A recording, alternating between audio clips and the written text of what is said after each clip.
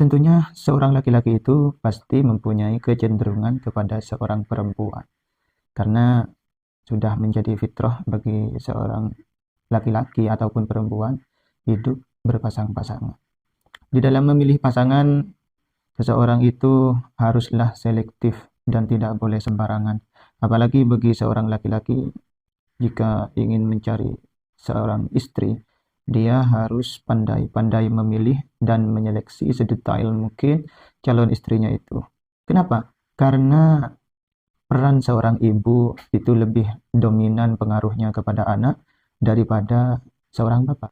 Entah ini hanya sebuah kata-kata belaka atau berdasarkan penelitian, kami tidak tahu, tapi kenyataannya memang seperti itu, kayaknya sih. Pada kesempatan kali ini, kami ingin berbagi tentang bagaimana di dalam memilih seorang istri.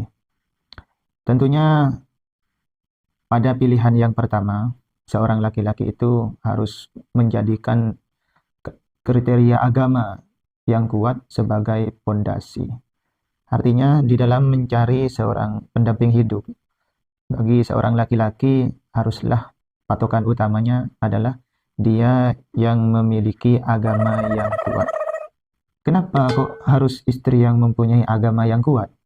Karena istri itu akan menjadi seorang ibu bagi anak-anaknya, dan anak itu akan menjadi peserta didiknya.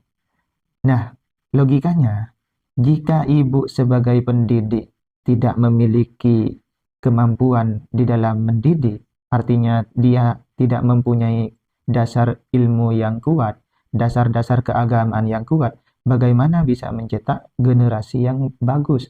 Bagaimana bisa mencetak generasi-generasi yang sholih dan sholihah?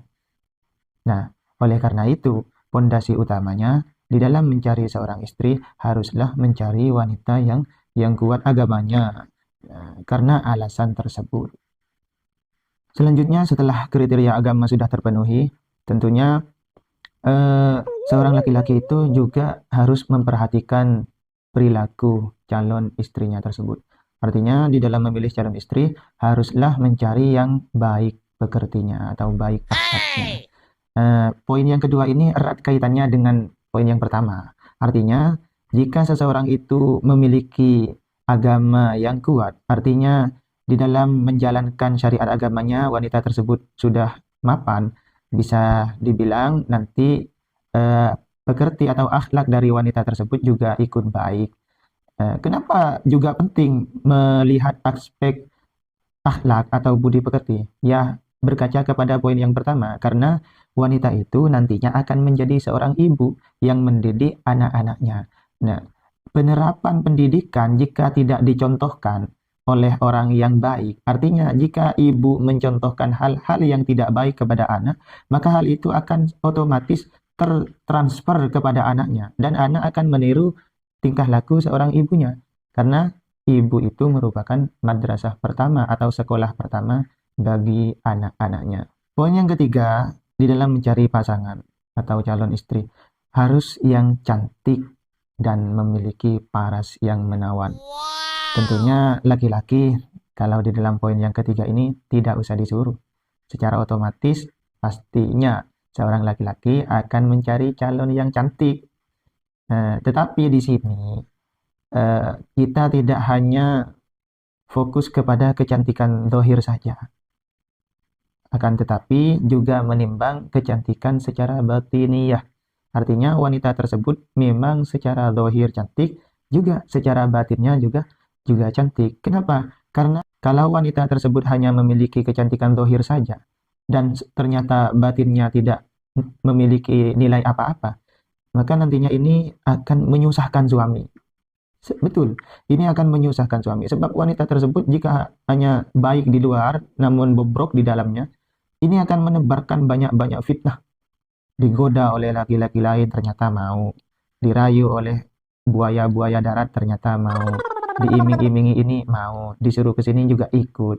Nah, nanti yang repot kan suaminya. Makanya jangan hanya memperhatikan kecantikan zahir, tapi juga memperhatikan kecantikan batin. Selanjutnya, di dalam mencari kriteria istri yang perfect, di sini juga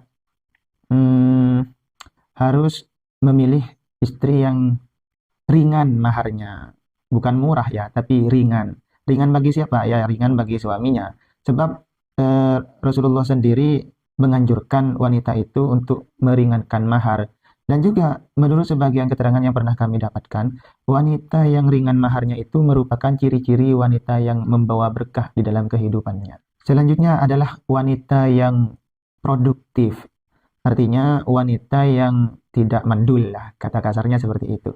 Sebab juga ada anjuran di dalam sebuah riwayat hadis bahwasanya laki-laki itu memang dianjurkan untuk menikah dengan wanita yang produktif, yang sekiranya banyak melahirkan keturunan darinya. Sebab di antara tujuan pernikahan itu ya antaranya adalah memperbanyak keturunan. Nah, kalau wanitanya tidak produktif, bagaimana kita bisa mendapatkan keturunan? Selanjutnya di dalam kriteria pemilihan wanita yang cocok untuk dijadikan pendamping hidup adalah perawan. Di sini Rasulullah sangat menganjurkan kepada seorang laki-laki yang masih perjaka untuk menikahi perawan daripada janda. Barangkali banyak sekarang bertebaran statement bahwasanya janda lebih menarik atau janda semakin di depan. Barangkali bisa saja benar, bisa saja tidak. Akan tetapi jika kita mengaca kembali kepada riwayat hadis yang disabdakan oleh Nabi, Nabi justru menganjurkan menikahi seorang perawan daripada janda. Lantas, apakah salah orang yang menikah dengan janda? Ya tentunya tidak, asalkan pernikahannya sesuai dengan aturan syariat. Selanjutnya, kriteria wanita yang patut untuk dijadikan pendamping hidup adalah wanita yang baik nasabnya. Artinya, wanita tersebut berasal dari keturunan-keturunan orang-orang yang solih dan juga orang solihah. Kenapa harus wanita yang baik nasabnya? Sebab wanita yang baik nasabnya itu juga akan menularkan kebaikan-kebaikan kepada anaknya juga.